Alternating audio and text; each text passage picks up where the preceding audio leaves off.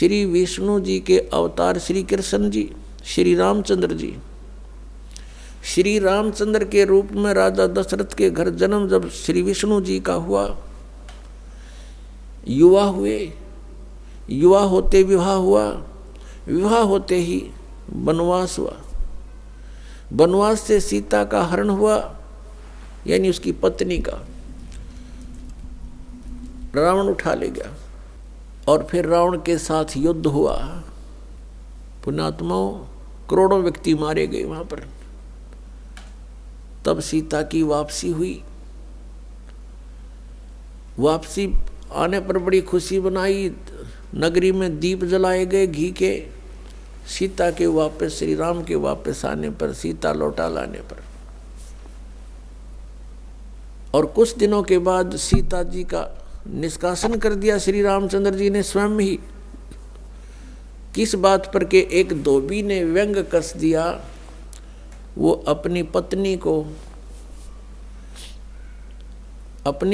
को धमका रहा था रात्रि के समय। वो किसी उस आपस में कहा सुनी होने से उस धोबी की पत्नी घर से बाहर चली गई थी कहीं अपने रिश्तेदारी में। फिर वो वापस लेकर आया तो उसको धमका रहा था कि मैं तुझे घर नहीं रखूंगा, तू 3 दिन कहाँ रही, मैं दशरथ के पुत्र जैसा नहीं हूं जो वहां पर 12 वर्ष तक रावण के पास रही, उसको फिर घर ले आया। उधर से श्री रामचंद्र जी राजा थे अयोध्या के। पहले राजा लोग अपनी प्रजा के दुख सुखों को स्वयं ही जाना करते थे, रात्रि के अंदर वेश बदल कर घूमा करते थे। ये बात जब देखा कि किस घर में की आवाज आ रही है, वहां खड़ा होकर सुना, तब उसने सुनने को मिला कि मैं उस राजा दशरथ के पुत्र रामचंद्र जैसा नहीं हूं जो रावण के पास उसकी पत्नी रही और उसको घर में रखे हुए है, तो सुबह निकल जाना यहाँ से। इस बात को सुनकर ही श्री रामचंद्र जी ने सीता जी को निष्कासित कर दिया, निकाल दिया घर से, कि नगरी के लोग मेरे ऊपर व्यंग कस रहे हैं और मैं ये बात नहीं सुन सकता। पुण्यात्माओं, जब सीता जी को रामचंद्र जी लाने लगे, रावण का वध करके लंका का राज्य विभीषण को देकर, तब श्री रामचंद्र जी ने कहा था कि मैं तेरी परीक्षा लूंगा और यदि परीक्षा में सफल होगी तो मैं ले चलूंगा, नहीं तो नहीं ले चलूंगा। मैं तुझे अग्नि में जलाऊंगा, यदि तू अग्नि में जल गई तो समझूं तेरी कि तू कलंकित थी, तू रावण को समर्पित हो चुकी थी, और यदि अग्नि में तू नहीं जली तो मैं निष्कलंक जानूंगा, तब तुझे ले चलूंगा। ऐसा ही किया गया।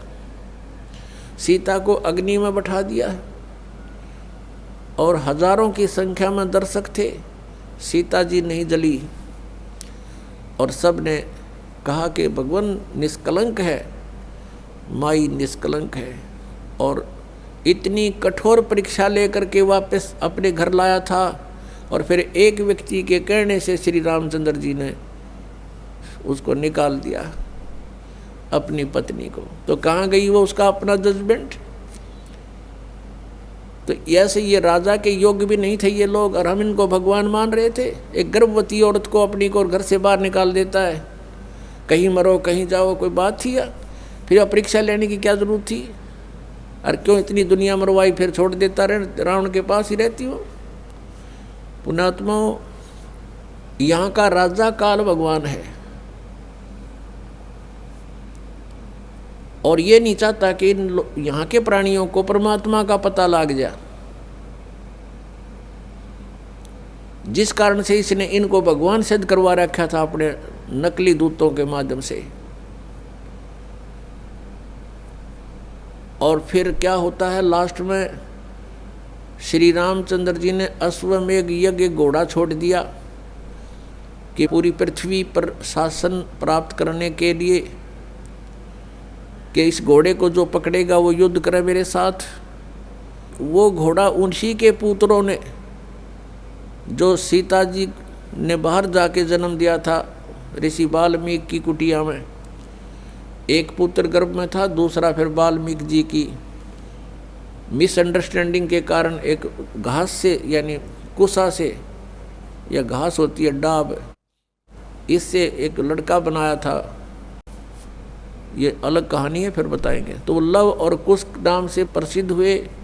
लव तो सीता के गर्भ से जन्म हुआ था और कुश को वाल्मीकि जी ने अपनी भक्ति शक्ति से उसको बनाया था। लव और कुश युवा थे, उन्होंने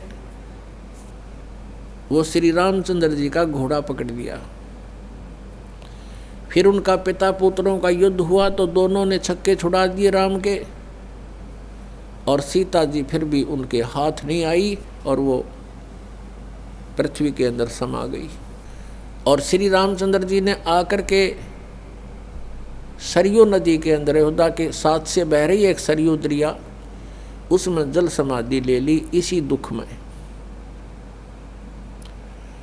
अब श्री कृष्ण जी का इतिहास देख लो। श्री विष्णु जी अवतार श्री कृष्ण जी, श्री रामचंद्र जी के जीवन वाला भोग भोग के वो प्राणी श्री कृष्ण रूप में फिर जन्म हुआ। सारा जीवन दुखी रहा श्री कृष्ण, सारा जीवन